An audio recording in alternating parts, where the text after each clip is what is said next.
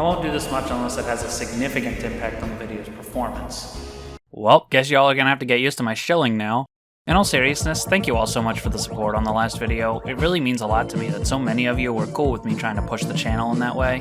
That said, if you enjoyed this video, do please leave a like and a comment, and subscribe if you haven't already. I'm only 9 games in, and I still got an entire franchise to go through here, so there'll be plenty more Pac content in the future.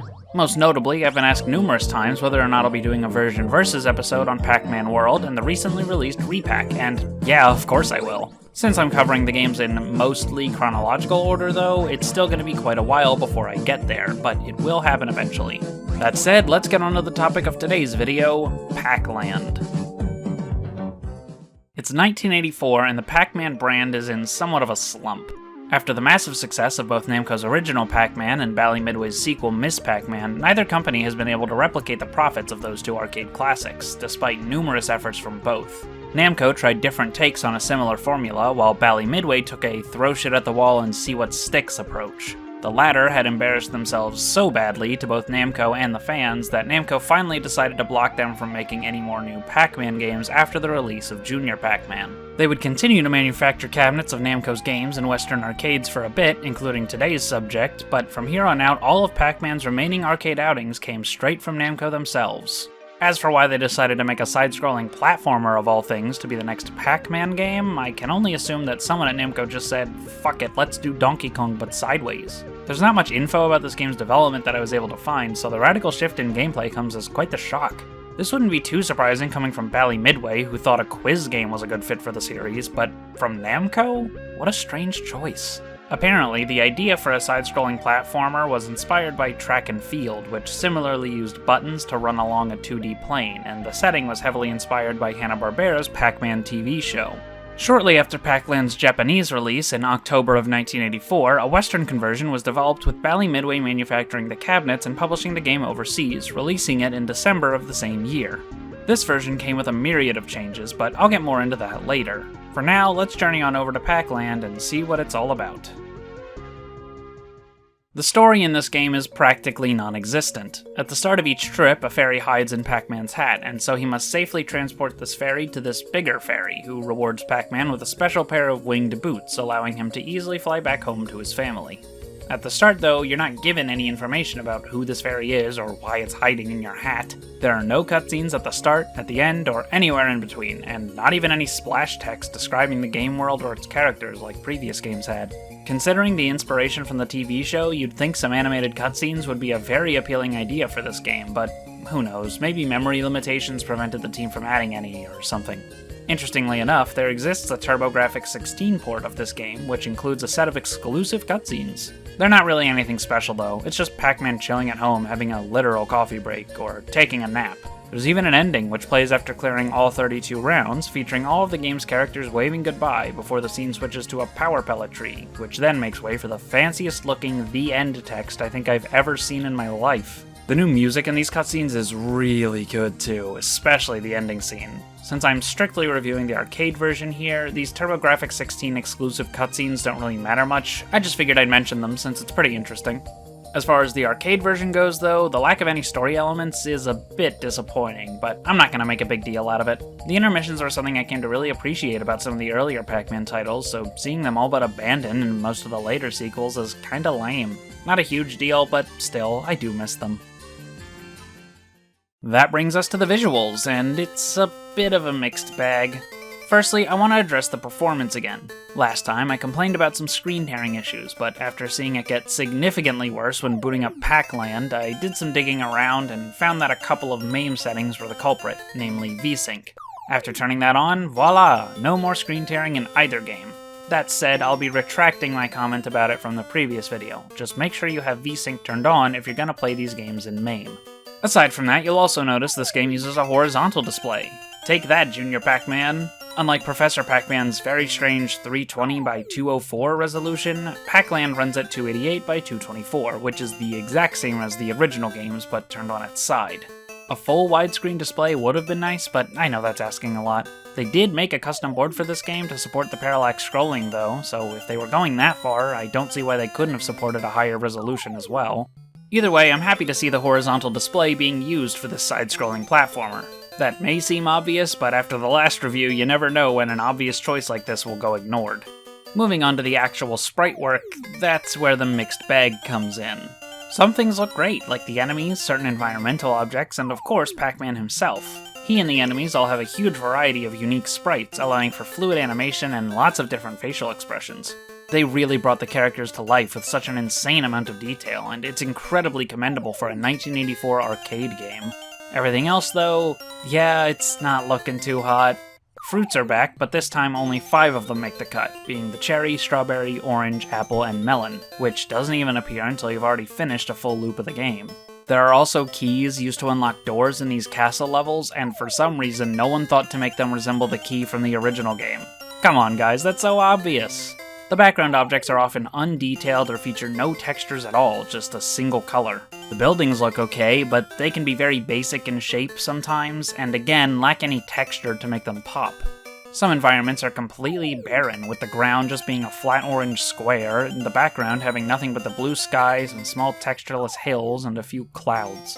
Considering how detailed some of the other stuff in this game is, it's baffling just how basic many of the background elements are. There are some positives, like how the background elements change color to imply a day-night cycle, and the use of parallax scrolling, but it's really only impressive on a technical level. The fact that they got parallax scrolling in an 8-bit arcade game in 1984 is technically really impressive, but when the backgrounds look like this, it's visually nothing special.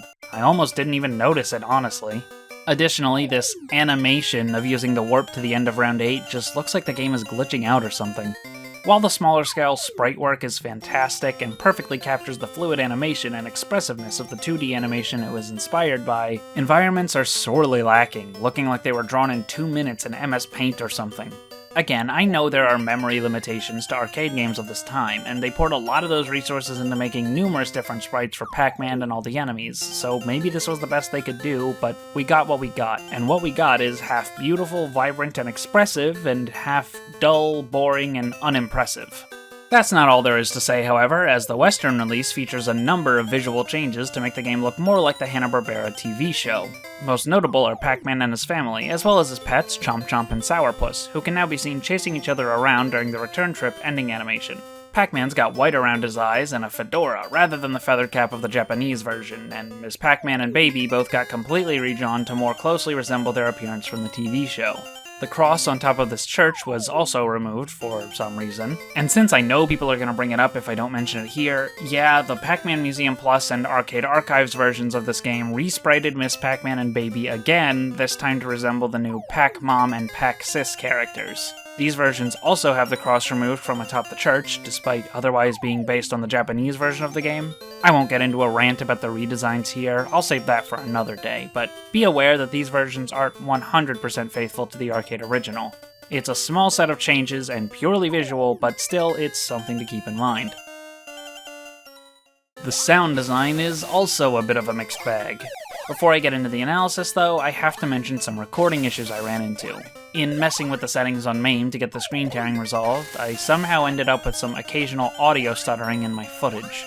This is not a normal feature of the game, so don't worry about that. I just couldn't figure out how to fix it before sitting down to record my playthrough, as I only have so much time in a day. So my apologies for the audio stuttering in this section. Anyway, the sound effects are pretty good. They're not all ripped straight from the original game, but still feel in the spirit of the series. I really like the sounds of eating the fruits. It's much more pronounced than in the original games, and Pac-Man's jump sound is pretty good too. One thing I really appreciate is that they managed to make Pac-Man's jump sound effect, as well as a few other common ones, not interrupt any of the channels that the music plays on. That was a pretty common issue in Pac and Pal, and while it does still happen with some sound effects, most notably the fruit and the power pellets, it's not as bad as it was in that game. That said, the music itself is alright.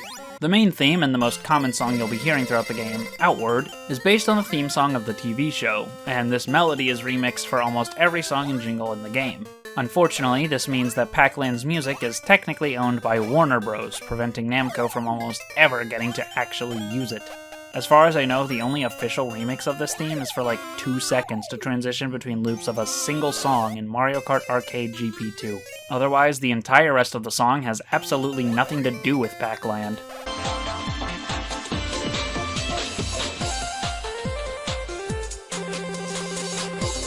Not even the Smash Bros. Stage based on this game has an accompanying remix of the original game's music. But back on topic, the music is pretty good. I do like the main theme quite a bit. It's really catchy and gets stuck in my head a lot, but like I said, you'll be hearing this one song for almost the entire game. Over 20 of the 32 stages in this game use the same song, and after a 3-hour recording session, I was honestly just kinda sick of it.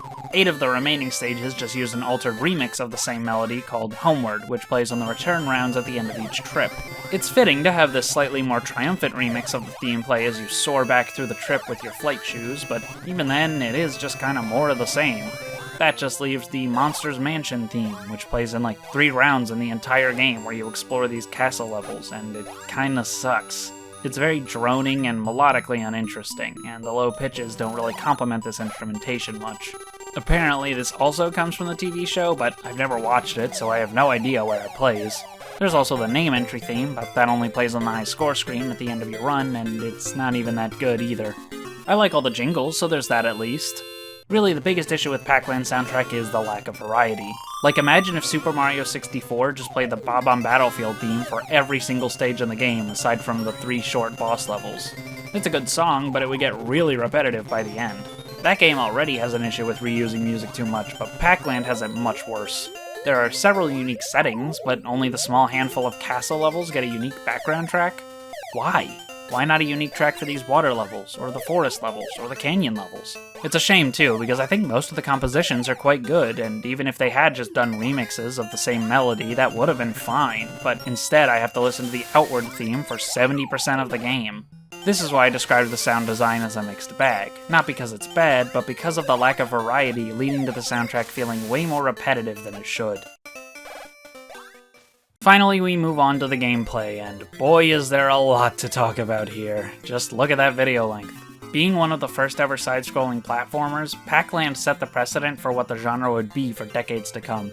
You take Pac-Man on a journey through 32 unique stages, dodging obstacles and eating fruits to score bonus points along the way. There are plenty of unique enemies and hazards to avoid, and lots of secrets to uncover that'll help you traverse levels or increase your score. There really is a ton to go over here, so let's start off with something simple and discuss the controls. Pac-Land cabinets had 3 buttons, one to jump and 2 others to run left and right. Rather than a run button like in Super Mario Bros., Pac-Land has you tap the directional button a couple times to gain speed, and then hold it in to continue running in that direction. You can stop your mid-air momentum by just pressing the opposite direction once or twice, depending on your speed, which actually feels surprisingly natural.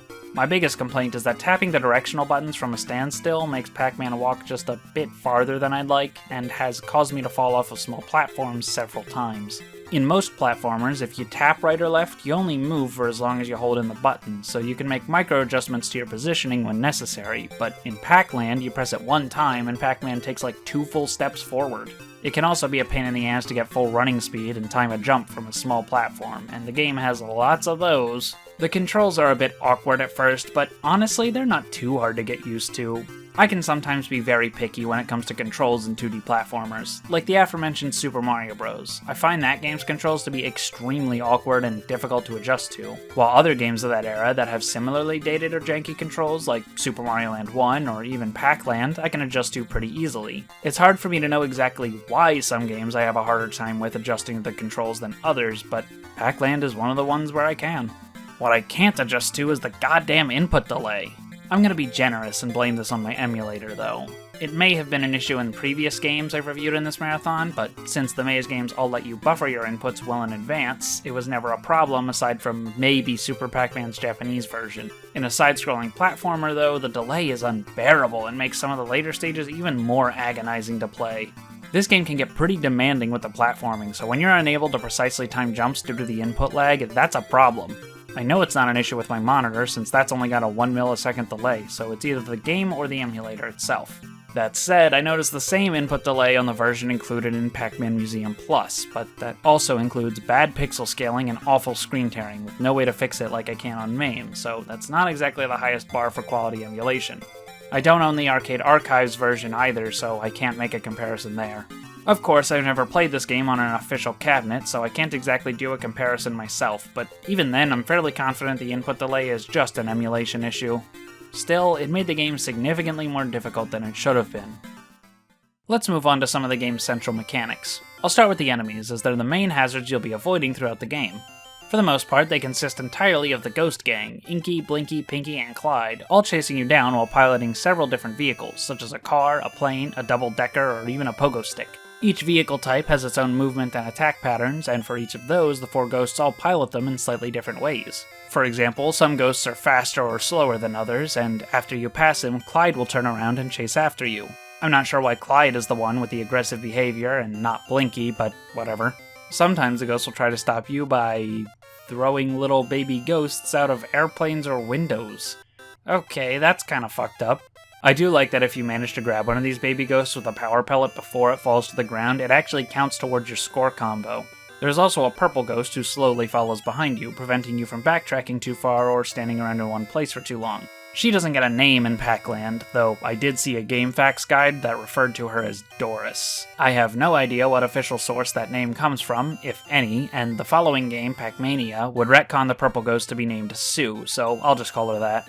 If you run out of time, which can be seen by this line of packs at the bottom screen, Sue will run after you at incredible speed, and if you're not already really close to the end of the stage, or at least to a power pellet, you're fucked. The timer also gives you extra points depending on how much of it you have left when completing the stage, further encouraging you to get through the stages quickly.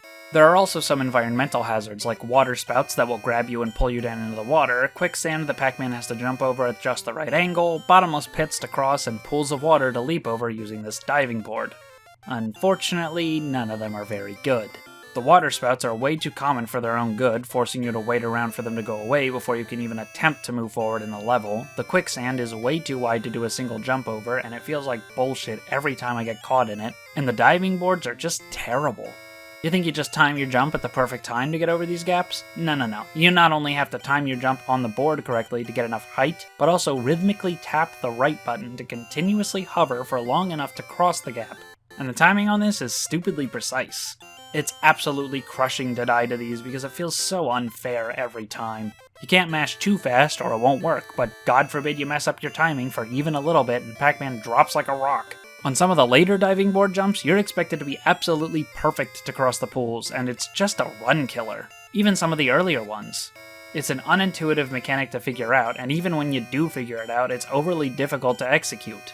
I like the enemy design, those make for good obstacles, especially since the occasional power pellet comes around to let you turn the tables, and even without a pellet you can jump onto them and use their heads as a platform, which is pretty cool. The environmental hazards are where the game drops the ball, and most of them feel janky and unfair.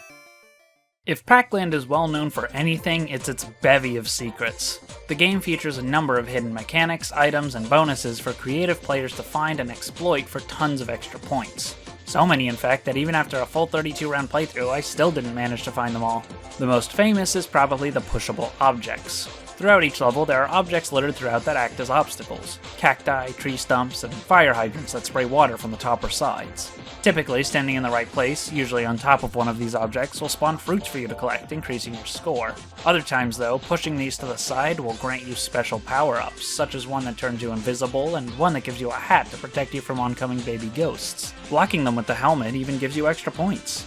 You'll also hold on to the helmet for the rest of the trip, and they can typically be found in the first round of each trip, though there is an element of luck to these pushable objects, so sometimes you won't find one at all. One time I even had a glitchy interaction with this one fire hydrant in round 7. Under very specific conditions, you can even activate a warp taking you from round 2 all the way to round 9, skipping the first 2 trips. It's a neat feature, but the existence of a trip select on startup kinda defeats the purpose of this. This feature is only available in later revisions of the Japanese version as well as the Western version, however. Older Japanese versions don't have the trip select at all, and the feature was not included in the Museum Plus version. Anyway, to activate the warp, you have to get 20,000 points by the end of round 1, and then push a specific object in round 2 to the left. The first step is the hard part, requiring knowledge of some of the game's other secrets. For example, the special and Lucky Pack power-ups. If you eat 4 ghosts in a row with a power pellet and then eat Sue as the 5th ghost, she'll spawn a Lucky Pack, which counts down your timer, giving you a bunch of points, just like it does when you finish a level, and then resets the timer all the way to full. There's a number of spots throughout the game where you can accomplish this if you manage to manipulate the ghost movement in just the right way. The special pack spawns from standing in certain positions and grants an extra life. You can also get extra lives from gathering points, just like the other games, but you can gather 2 more by finding these hidden special packs in rounds 4 and 16. There are even more ways to gather bonus points though, like at the end of every round during break time. You're awarded bonus points by jumping at the end depending on which frame of Pac-Man's jumping animation he's on when the sequence ends. There are balloons that can spawn by pushing an object to the right during return rounds at the end of each trip, and popping them will award you with points, including some worth a whopping 7,650 points. This was the one secret I didn't find in my initial 32-round playthrough. You can also sometimes find the extremely rare Galaxian being dropped by a ghost in a plane rather than the usual baby ghosts, and grabbing it before it hits the ground will net you another 7,650 points. In fact, there's yet another way to get 7,650 points, and that's by eating 6 ghosts in a row with a single power pellet. That doesn't really make sense though. 200, 400, 800, 1600, 3200... Shouldn't the next ghost be worth 6,400? I've always wondered what's up with that 765 number being so common in Pac-Man games, and as far as I can tell, it originated from this one. So I decided to finally look it up, and apparently it comes from a style of Japanese wordplay called Goro Awase, and the numbers 7, 6, and 5 are pronounced as Na, Mu, and Ko, respectively. Namuko. Namco. Cheeky little reference. That's just another one of Pac-Land's Easter eggs. Another one is this little flower that appears only in this one specific spot in round 1. You can find it by jumping on a specific spot, sprouting the flower. It does absolutely nothing. I love silly stuff like this. It adds so much charm and life to the game's world. While I didn't really know what to make of them at first, in retrospect, the secrets and subtle details are by far my favorite aspect of this game. They not only add a level of charm and detail that other arcade games of this time just didn't have, but they encourage exploration and replayability, which is genius for arcade design. Finding out about secret mechanics and hidden items makes you want to go back and try everything out, incorporating these elements into your runs and getting higher and higher scores. Back then, the internet didn't really exist, at least not in the way it does now, so information about video games only spread through word of mouth. Imagine playing Pac-Land in 1984 and hearing mumblings of a secret warp in the second level. That's the kind of playground rumor type shit that just doesn't exist in the age of the internet, and it gets you to keep popping in quarters to mess around and try to figure it out, or see if it's even real at all. I can imagine tons of fake rumors surrounding this game probably popped up back then, given just how much bonkers shit actually is in the game. The sense of discovery and exploration that these secrets bring is unmatched by other arcade titles of the time, and stands strong even today as a standout aspect of Pac-Land that I've come to really love. That brings us to the actual level design. For all my compliments of the game's enemy design and bevy of secrets, the level design is still what matters most in a platformer, and unfortunately, it's where Pac-Land drops the ball. At first, it's not so bad, quite good actually. You start off with fairly simple introductions to each of the game's enemies and mechanics. Even the first diving board you use takes you across a pretty short pond. You're given ample time to complete levels, not too many enemies to deal with at once, and the platforming is pretty tame. All around solid design for the introductory stages of a platformer.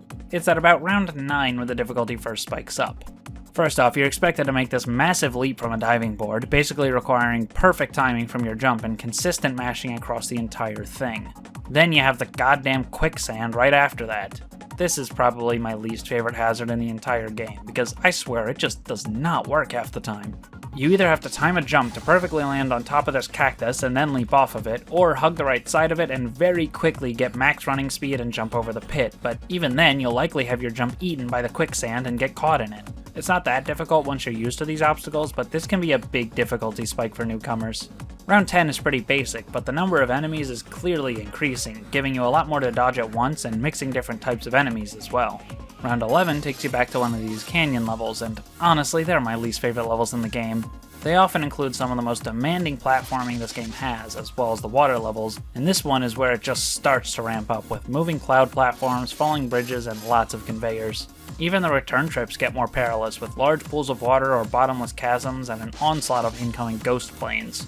I spent way too long in round 13 trying to get this fire hydrant to shoot me upwards onto this roof so I could collect some extra oranges. Half the time it wouldn't work and would instead just shoot out to the left, and even when it did shoot upwards it'd just slip off the water spout thanks to the touchy controls. It was at this point that I realized going for extra points was just gonna hold me back from actually finishing this game. Round 14 is the first of these mansion maze levels, and they suck ass. There are no enemies or hazards to dodge, no pits to jump across, just a straight line with a bunch of doors blocking your path, forcing you to bumble around looking for keys to progress. These levels are just boring and a slog to get through every time. Starting in round 17, or trip 5, the black background on these borders becomes purple for some reason, and will change color again every trip. They're blue in trip 6, green in trip 7, and yellow in trip 8. This is where the difficulty starts getting out of control. You're once again asked to do perfect diving board jumps, but this time it throws a flying ghost in your way that can just fuck you over for no reason. Cool, thanks Clyde. It even hides the next diving board in the middle of the forest, which is just kinda dickish. And as if all that wasn't bad enough, you have to avoid more quicksand after all that. At this point, I think I should mention that this game actually does have a pretty generous checkpoint system, but since I wanted to see all of the game's content for the purpose of review, I chose to instead save state at the start of each level and try to beat them all in one go. This makes levels a lot more frustrating than it would be when playing normally, but if I ran out of lives, I would have to start the whole game over, and there's no way I'm making it through 32 rounds of this legitimately. I have a life, you know, I can't be spending all of it playing Pac-Land. That said, it's not like you're meant to go back to the start of the stage and do these awful diving board jumps again if you died to the quicksand at the end of the level. It would normally respawn you at the quicksand. I don't want to give off the impression that these levels are grueling gauntlets, but the individual challenges themselves are still pretty difficult. Round 18 is another tricky canyon level, but adds a few extra ghosts into the mix this time, giving you hazards to dodge while balancing on these moving platforms. There's also this weird tiling error at the end of the stage, not sure what happened there. Round 19 is yet another mansion maze level, but this time you can't even see where you're going. You have a small flashlight-like cone of visibility in front of you, but everything else is obscured by the castle's fourth wall, including the keys. This makes bumbling around the maze trying to find your way out even more tedious. By this point in the game, the timer is also getting shorter on each level, so if you're taking your time trying to grab extra fruit in the return rounds, you can run out of time and get caught by Sue before making it to the end of the level. Once again, going for the extra points this late into the game is just a detriment, which feels counter to the high score-based design of arcade games. It's one thing to make maximizing your score more challenging as the game goes on, but having it come back to bite you in the ass seems just a little bit unfair. Round 21 is where the difficulty goes completely off the rails and never recovers. Right off the bat, you get spammed with these double-decker bus enemies, which are already really tricky to time your jumps over, especially when dealing with input lag, might I remind you. After that, the game goes crazy with ghosts dropping little baby ghosts on you every half second, as well as plain flying ghosts bobbing up and down to try and psych you out. There's also this power pellet at the very end of the stage that's too high up to reach from the ground, which can fuck you over if you even try to grab it. Round 22 makes the already demanding platforming of the canyon levels and adds a ton of ghosts into the mix. On top of that, you also have these water sections where you have to jump across these tiny platforms. This, mixed with the game's already touchy controls and my input delay, made for an absolutely infuriating experience. After struggling with this level for nearly half an hour, the game had broken me, and I couldn't take any more of this grinding. Playing these levels all the way through on a single life is just far too much to ask, so I regrettably had to save state mid-level to get through the rest of the game's stages. Believe it or not, round 23 might be even worse. The platforming is just as precise as before, but now with even more enemies flying all over the place. This level was absolutely unbearable. You're meant to grab these little ship items in these water levels to extend the platforms and make the jumps easier, but all of them in this level are up on these top ledges that require perfectly timed jumps to reach, and doing that with input delay was very difficult.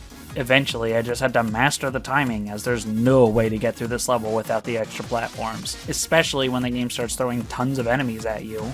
Another half hour later, I was finally on the return round for Trip 6, and I was feeling absolutely drained, yet still had another 8 levels to go. It doesn't get any easier from here either. Round 25 is where the game just goes nuts with the enemy spam, throwing everything in the kitchen sink at you in almost every single level. If that wasn't bad enough, it also throws like 6 quicksand pits at you back to back, but it at least gives you an optional diving board that you can use to skip over most of them. Round 26 is yet another canyon level with even more precise jumps and even more enemy spam. Oh joy. This part at the end where you're meant to jump across these huge gaps and tiny platforms while dodging the onslaught of ghosts covering the entire screen is some of the worst level design in this entire game. And my god, this jump at the end of the level that requires you to perfectly grab this power pellet as you land on this platform and then use the extra jump height from the power pellet to cross this final gap from a conveyor platform is just ludicrous. Round 27 reuses the limited visibility from the previous castle level, but in a forest instead, and aside from the enemy spam, it's not too bad. Round 29 opens up with a giant pool of water and no diving board. What you're meant to do here is actually quite clever. You have to ride on top of a flying ghost, avoiding clouds and making sure not to lose your ride or get pushed off. This is actually one of my favorite levels in the game just for how unique the concept is, and the difficulty here isn't too punishing for once. It's still hard, the platforming here is pretty rough, but it's fun, and the level stands out as being one of the most memorable ones in the game. It even uses power pellets as an obstacle, since grabbing them would cause you to kill the goats that you need to ride across the pit. Pretty ingenious stuff. Round 30 is another castle level, which is also obscured by darkness just like the last one. The gimmick this time is that it's really long and the timer is really short, so you basically have to have the perfect path through the entire level memorized. This is pretty terrible design for an arcade game, especially being this far into the game. It's damn near impossible to get this far into the game legitimately, but even if you did, you would have to get this far enough times to know the entire level layout before you'd be even capable of beating it. Again, there are checkpoints, but I doubt if you did get this far legitimately that you'd even have any extra lives left. Round 31 is the culmination of everything I hate about this game's level design. Precise platforming, enemy spam out the ass, waiting around for these water pillars, and it just goes on and on. At this point, I was not at all concerned with trying to beat levels even a little bit legitimately. I just wanted this shit to be over with, and use save states liberally to get through it. Finally, round 32, where the entire level is basically just Flappy Bird. You have to weave through the oncoming ghosts over a massive pool of water that lasts the entire level. In case I forgot to mention this before, running out of time on these levels removes your flight boots and protective helmet if you have one. So if you're thinking you could just take your time through this level, you'd be wrong. The timer isn't super strict, but you will drop like a rock straight into the water if you run out of time. After clearing all 32 rounds, you loop back around starting with trip 5, right where the difficulty starts getting out of hand. I can't imagine it would be very fun to repeat these awful levels on a loop. There are some minor differences in the level design though, like this bridge in round 34 having fewer platforms than its counterpart in round 18. This is also where the game starts using melons as the fruit for the entire rest of the game, giving you big bonus points if you can actually manage to get this far. Unfortunately, I game over just shy of 420,000 points, which would have been epic since that's the funny weed number, like in memes. Pac-Land's level design is an absolute mess. While it starts out pretty good with fair challenges and safe introductions to each of the game's ideas that it iterates on throughout the rest of the levels, starting at trip 3, the difficulty curves up at such a rate that it's very difficult to keep up with.